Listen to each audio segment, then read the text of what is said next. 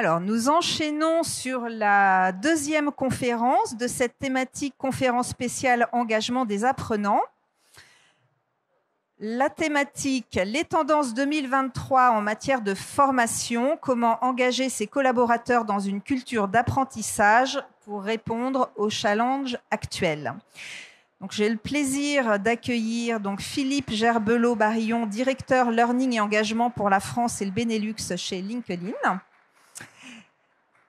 Et donc Héloïse Jacquet, Learning Project Manager chez Oulotte. Donc ils vont nous présenter la société, projet, l'engagement des employés, là où ils en sont et les challenges. Parfait, merci bien. Bonjour à tous et merci d'être présents pour cette session. Donc on est là pour parler de la culture de l'engagement et plutôt que de parler de LinkedIn Learning ou du produit, on a préféré présenter justement un partenariat avec un client et comment ce client a pu développer cette culture et est en train de développer cette culture de l'engagement. Donc, on va présenter un peu sous forme d'interview et je vais donc poser des questions à Héloïse sur justement tout le travail qu'elle a pu faire et qu'elle continue à faire sur ce sujet qui est vraiment la mise en place d'une culture apprenante et le développement de cette culture dans l'entreprise. Donc, Héloïse, ce que je te propose, c'est déjà de te présenter et puis aussi de présenter ta société, parce que je pense que c'est intéressant de voir que justement, dans tout type de société, on peut développer ce type de culture. Bonjour à tous. Donc, Héloïse Jacquet, je suis chef de projet formation au sein de l'entreprise Oulotte. Ma mission, c'est de développer une culture au sein de notre entreprise qui soit créative, innovante et apprenante. Donc pour décrire un petit peu Oulotte, on est une société qui conçoit, qui construit et qui commercialise des nacelles. Donc on est dans le milieu du travail en hauteur. On est une entreprise française, familiale, industrielle. On a 1900 collaborateurs dispersés dans 21 filiales de distribution et 5 usines dans le monde entier. Très bien. Donc ça sort un petit peu justement des personnes avec qui on discute de la formation en ligne et des entreprises avec lesquelles on a l'habitude de discuter.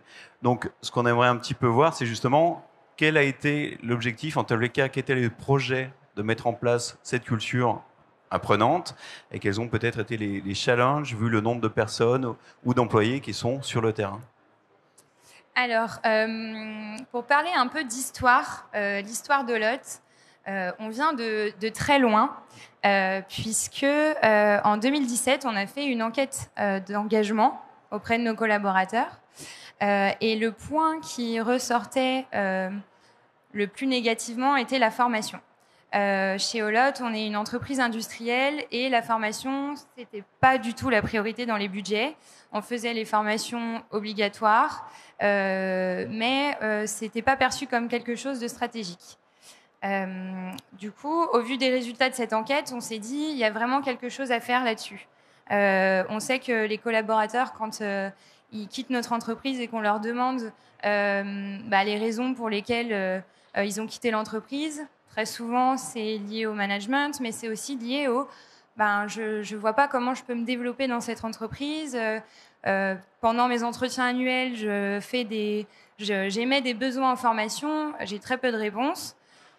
Donc voilà, je quitte pas juste pour ça, mais ça fait partie de mon engagement. Donc on a travaillé sur ce sujet, on est devenu beaucoup plus mature parce qu'on est ravis de voir là où on en est après le bilan 2022.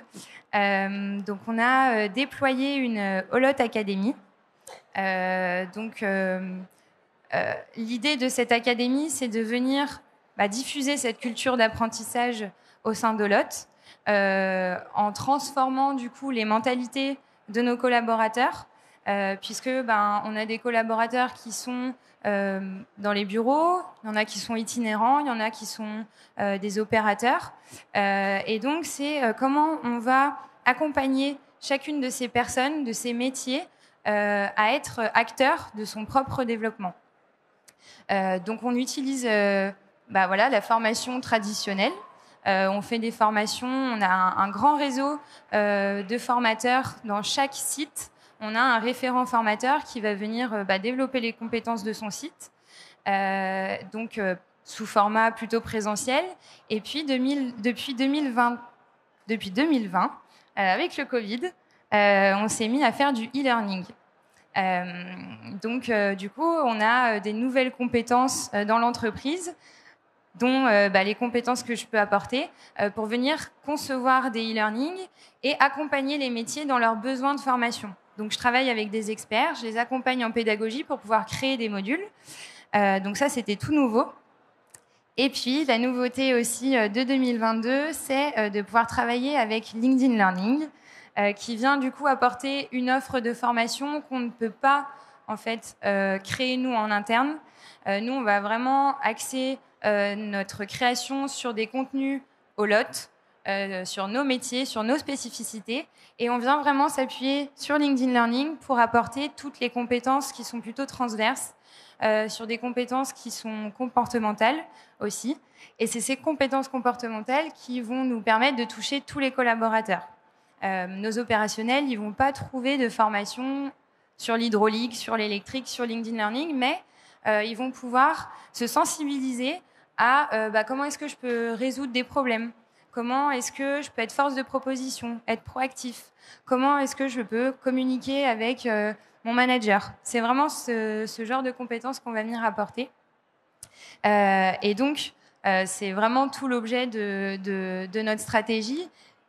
Et on s'est dit aussi que finalement, être une entreprise apprenante, c'est pas seulement faire des formations sous le format traditionnel qu'on peut avoir, mais c'est aussi venir créer des moments où les gens vont pouvoir échanger sur leur savoir-être, sur leur savoir-faire. On fait depuis 2021 des conférences chaque mois où on va accompagner les collaborateurs pour qu'ils viennent expliquer leurs enjeux, leur métier aux autres collaborateurs. Et c'est très très riche, on a de très bons retours puisque finalement, c'est les collaborateurs eux-mêmes qui sont moteurs, qui partagent en fait ce qu'ils savent faire. Et c'est d'autant plus riche et d'autant plus impactant. Et là, pour créer notre roadmap de conférences sur 2023, on a eu des propositions qu'on n'aurait même pas imaginées sur des sujets qui vont arriver. Et c'est les gens qui viennent en fait dire oui, mais je veux préparer les collaborateurs à ce qui va arriver, je veux expliquer les projets qui vont arriver. Et c'est très très riche, on a de très très bons retours là-dessus. Donc on accompagne aussi sur des conférences et puis on va aussi faire des ateliers métiers pour que les collaborateurs puissent échanger sur leurs bonnes pratiques. Intersites, parce que ça aussi c'est très important. On a des financiers, on a des formateurs, on a des RH qui sont tout seuls dans leur site répartis partout dans le monde. Et l'idée c'est de reconnecter ces gens-là entre eux, de pouvoir les faire échanger sur leurs bonnes pratiques et de pouvoir aussi résoudre des problèmes en groupe avec du co-développement. Donc voilà, on a plein d'idées pour pouvoir faire monter en compétence nos collaborateurs et c'est le chantier qu'on est en train de faire D'accord. Très bien. Moment. C'est super intéressant. Et quels sont les challenges donc, que vous avez pu rencontrer justement dans cette mise en place et dans ces mises en place que vous continuez d'ailleurs à faire de cette culture d'apprentissage? Alors, les challenges, je dirais que le premier challenge, je pense qu'on est tous d'accord, c'est vraiment de venir inscrire l'apprentissage dans la stratégie de l'entreprise. On est très fiers puisque l'année dernière, on a réécrit nos ambitions chez Olot jusqu'à 2025. Et sur les 12 axes stratégiques qui sont sortis, on a l'axe Olot, une entreprise apprenante. Donc on est très très fiers parce que du coup, ça vient vraiment ancrer dans le management et dans l'esprit des collaborateurs le fait que apprendre et se former, c'est important. Et donc, du coup, on met en place différentes actions pour venir vraiment mettre ça concrètement dans l'opérationnel. Comment est-ce qu'on va venir intégrer la formation?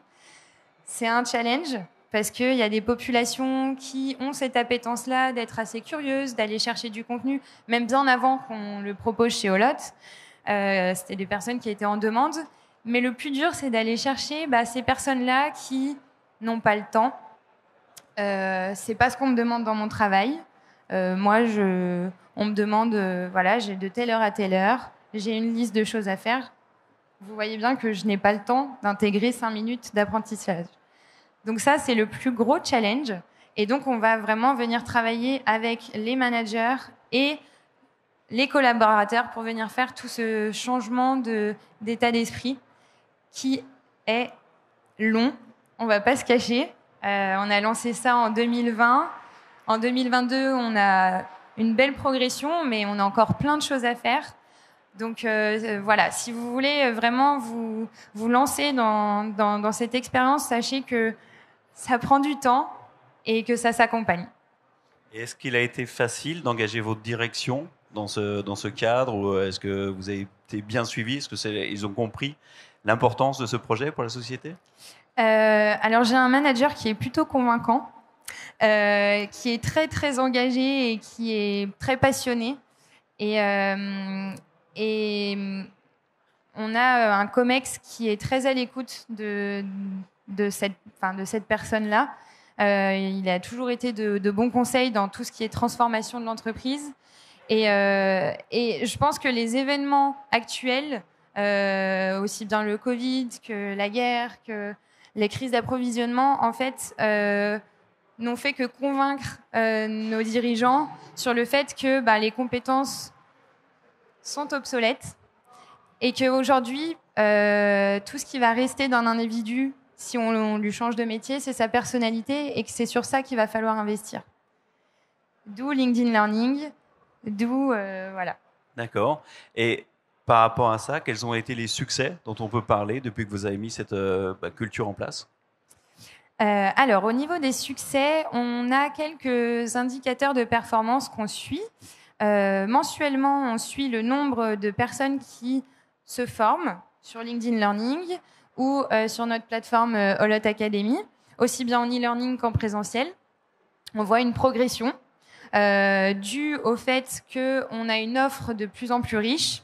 Donc c'est vrai que si je fais un comparatif avec 2021, on avait des formations spécifiques sur les métiers. On touchait, sur les 1900 personnes, on touchait 500 personnes. 2022, on arrive avec LinkedIn Learning, des formations qui parlent à tous.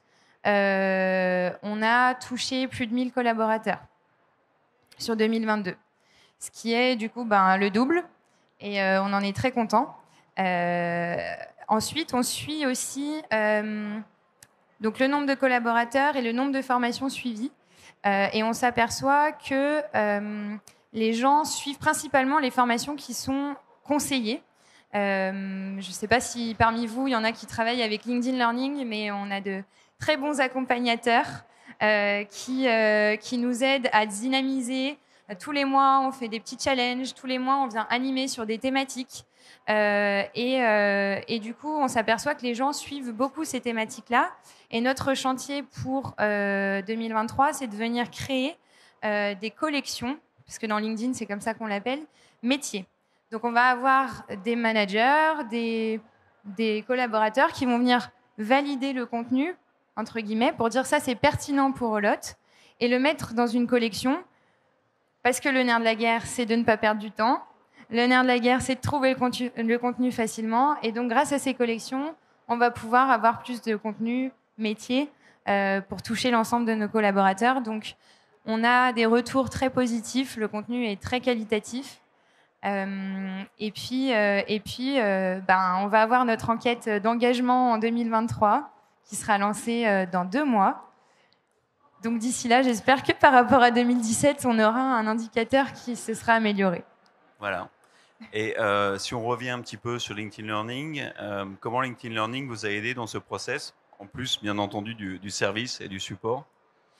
Alors, LinkedIn Learning, ça a vraiment permis à nos collaborateurs de se sentir concernés par la formation. Aujourd'hui, comme je disais, on avait beaucoup de formations qui étaient pour les commerciaux, pour les équipes services.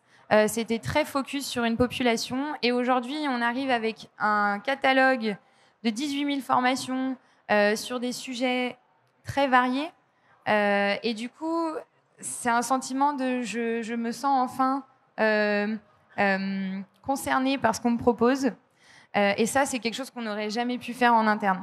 On n'a pas les ressources en interne pour pouvoir faire des modules transverses qui parlent à tous. Nous, on a décidé de se focus sur nos métiers au LOT. Et donc, sans LinkedIn Learning, on aurait manqué de toucher toute cette population-là. Très bien, parfait. Et comme on a fait un petit peu le tour justement de ce projet, est-ce qu'il y a des conseils à donner si c'était à refaire et si vous recommenciez, qu'est-ce qu'il aurait fallu faire peut-être différemment quels sont les obstacles à éviter? Alors nous, on a fait le choix chez Olot de LinkedIn Learning et on l'a fait dans une démarche qui, je pense, est un peu particulière. Je ne sais pas si parmi vous, vous avez LinkedIn Learning, mais on a décidé de ne pas ouvrir l'outil comme ça, avec une communication. Sachez que maintenant, vous pourrez retrouver un grand catalogue de formations. On a vraiment voulu accompagner le sens du pourquoi LinkedIn Learning, pourquoi est-ce que Olot investit pour LinkedIn Learning. Et ça tombait vraiment dans le moment où on introduisait le concept d'entreprise apprenante chez Olot. Et donc, on a créé en fait une sensibilisation d'une demi-heure qui a permis aux collaborateurs de comprendre pourquoi c'est important de se former, pourquoi LinkedIn Learning peut nous accompagner. Et pour déjà générer le besoin et l'envie d'aller sur la plateforme, on a collaboré avec une entreprise pour faire un questionnaire de personnalité. Donc chaque collaborateur a pu suivre ce test de personnalité et en fonction des réponses, on avait des formations LinkedIn Learning qui étaient mises en face. Et du coup, ça a très bien marché parce qu'on a plein de collaborateurs qui reviennent sur la plateforme parce que ils ont compris pourquoi c'était important de venir régulièrement. Par contre, pour certains, évidemment, c'était une barrière. Comme on dit, le temps est précieux. Et donc, il y a des personnes qui n'ont pas fait la sensibilisation et qui, du coup, n'ont pas encore activé leur licence LinkedIn Learning. Mais c'est notre chantier pour 2023 de voir comment est-ce qu'on va faire différemment. Là, c'était une année un peu de test, de lancement. C'est aussi comme ça qu'on a voulu accompagner le changement en expliquant pourquoi. Là, peut-être, ça fait 1 an qu'on a LinkedIn Learning, on en est très content. Peut-être qu'on va décider de donner l'accès différemment. C'est quelque chose auquel on réfléchit. Et donc, voilà. Très bien. Et là, je pense qu'un des mots clés qui est ressorti, c'est l'accompagnement.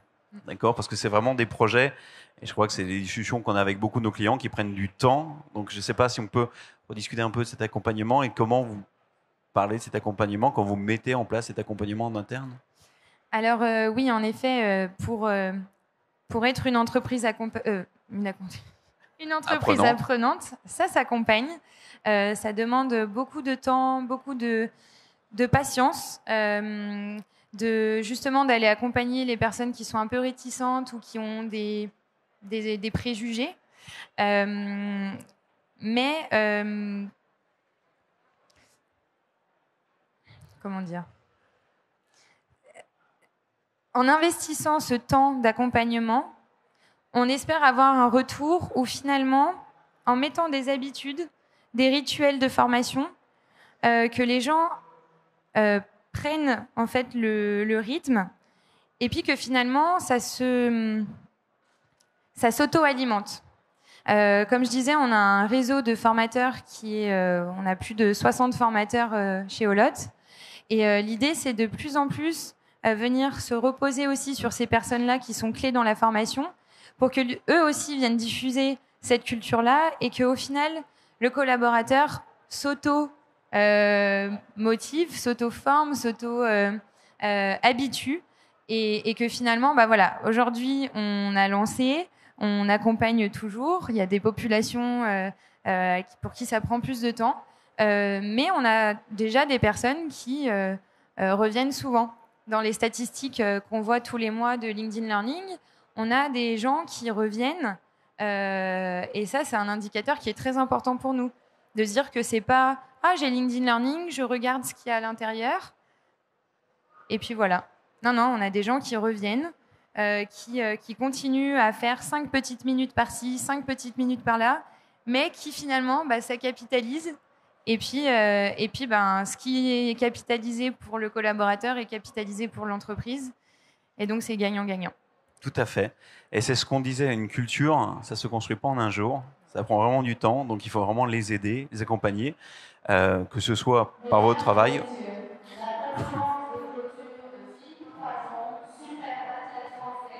On va attendre un peu.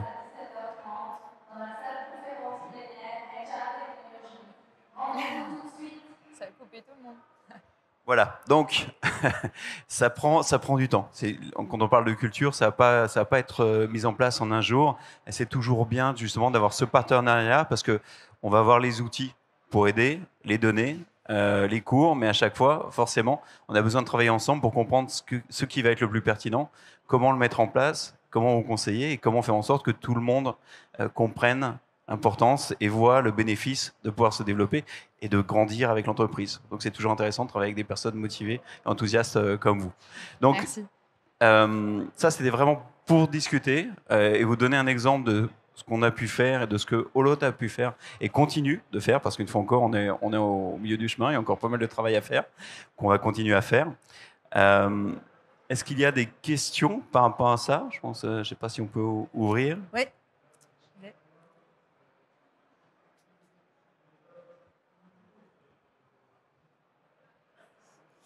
Bonjour et merci pour la présentation. Moi, je viens aussi d'un milieu industriel, donc je me reconnais beaucoup dans l'exemple. Ma question, c'est comment vous avez fait justement pour embarquer et convaincre les opérateurs ou les managers de proximité qui sont vraiment proches du terrain, en usine, d'aller justement se former sur des thématiques autres que ce qu'ils ont l'habitude de faire? Alors, merci pour cette question. Je pense que c'est une question qui est vraiment très, très importante parce que c'est un travail qu'on continue de faire encore aujourd'hui. C'est pas gagné. La démarche qu'on a eue, c'était de venir présenter l'outil déjà dans un premier temps. De faire des affiches, de faire de la communication, de faire des interventions, d'être à disposition pour répondre aux questions. Sur les sites industriels, on se repose beaucoup sur nos RH, sur nos formateurs, qui eux aussi font mine de rien la com en disant je comprends ton besoin, si tu veux on regarde, peut-être que sur LinkedIn Learning il y a quelque chose. Et du coup ces réflexes-là qui ont été pris, ça c'est pas gagné, hein. Il y a des sites où ça prend mieux que d'autres, mais petit à petit il y en a qui adhèrent, d'autres qui adhèrent pas. Pour eux, ils viennent travailler, c'est pas forcément pour apprendre, ils viennent faire leur travail et c'est tout.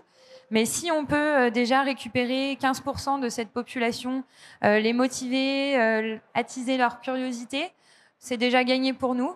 Donc on continue, on fait des coms, on fait des petits challenges sur certains sites. Avec les problèmes d'approvisionnement, on a du chômage partiel. Et du coup, on vient profiter de ce temps-là pour dire on a des super outils, on a des super sujets sur lesquels on peut monter en compétences. Prenons ce temps-là pour, on se met tous ensemble autour d'une salle et puis on discute sur les sujets qui sont diffusés. C'est des options. Je ne sais pas si ça a répondu à la question. Merci. Est-ce qu'il y a d'autres questions pour ce magnifique témoignage? On a vu donc tout ce qui était catalogue dans un premier temps, après tout ce qui était animation de groupe, donc un niveau de maturité crescendo, passer de 500 à 1000. 2023, on vous souhaite de doubler à nouveau, faire tout l'effectif. Les collaborateurs. On espère. Et ce qui est intéressant, c'est qu'on voit vraiment que la communication aussi doit être accompagnée. Ça fonctionne pas tout seul en fonction de la sensibilité de chacun, etc. Et quand vous observez qu'il y a certains sites sur lesquels ça marche mieux que d'autres, du coup, vous adaptez la com, vous faites des choses différemment sur les différents sites ou... Alors oui, justement, on va travailler avec la RH pour essayer un petit peu de prendre la température, d'essayer de comprendre pourquoi ça n'a pas pris, quels sont les freins. Et puis l'idée après, c'est de voir avec la RH pour venir prouver, montrer je sais pas, avec un exemple de formation en disant voilà, vous pouvez juste y passer 5 minutes, ça peut apporter beaucoup. Et du coup, trouver des leviers pour venir essayer d'améliorer l'adhésion sur ce site-là. Parfois ça marche, parfois il faut accepter que ça va prendre du temps ou qu'il faut faire autrement aussi. On a des sites qui ont vite pris en main et qui maintenant font des jeux par eux-mêmes au sein du site. Donc ils font par exemple ils regardent par équipe qui est-ce qui a suivi le plus de formations. Et l'idée, c'est de faire un petit challenge et après de dire voilà, l'équipe qui a suivi le plus de formations, on vous offre un restaurant d'équipe, ce qui crée aussi de la cohésion, de la collaboration et c'est hyper riche de venir challenger les gens au début en mettant des carottes et puis après en espérant que ça se fasse tout seul. Oui, le gain, le jeu, c'est toute la thématique. On en a beaucoup entendu parler sur le salon aujourd'hui. Et c'est vrai qu'apparemment, on obtient de bons résultats avec ces éléments-là. Est-ce qu'il y a une autre question pour ce magnifique témoignage où on voit la maturité culturelle de l'entreprise, même si on voit aussi que c'est pas partout la même chose. En tous les cas, ce que je trouve vraiment intéressant aussi, c'est que c'est en lien avec du coup la rétention. C'est une véritable stratégie RH globale pour l'entreprise. Oui. Oui, et puis pour revenir là-dessus, une fois encore, pour chaque entreprise, le fait de créer cette culture va être différent parce que les besoins ne sont pas les mêmes, les employés n'ont pas la même historique ni la même culture, les services sont différents. L'apprentissage est différent. Donc, pour chacune des entreprises avec lesquelles on travaille, on va avoir différentes stratégies qu'on va proposer, sur lesquelles on va les aider avec justement les personnes qui sont là pour vous suivre tout au long de l'année. Parce que, une fois encore, 18 000 cours, c'est beaucoup. Chacun des cours est composé de 20 à 30 vidéos. Donc, c'est énorme. Donc, on est là pour mettre en place des parcours de formation selon vos besoins, vous les proposer. D'accord ? Et ensuite, aider. On a des entreprises qui ont mis en place, par exemple, chez Mazars, des hackathons. C'est-à-dire que les personnes qui utilisent LinkedIn Learning se retrouvent, font un projet d'une journée sur un hackathon et la personne qui gagne le projet pendant un an va avoir un budget pour le mettre en place au niveau de la société. Donc on a des sociétés aussi comme la BBC en Angleterre par exemple qui eux vont mettre en place des parcours de formation qui sont pas obligatoires mais que les employés doivent suivre si jamais ils veulent postuler à certains postes d'entreprise. Donc il y a plein de schémas différents qui dépendent vraiment de l'entreprise, de la culture d'entreprise, du temps, des personnes avec qui on a.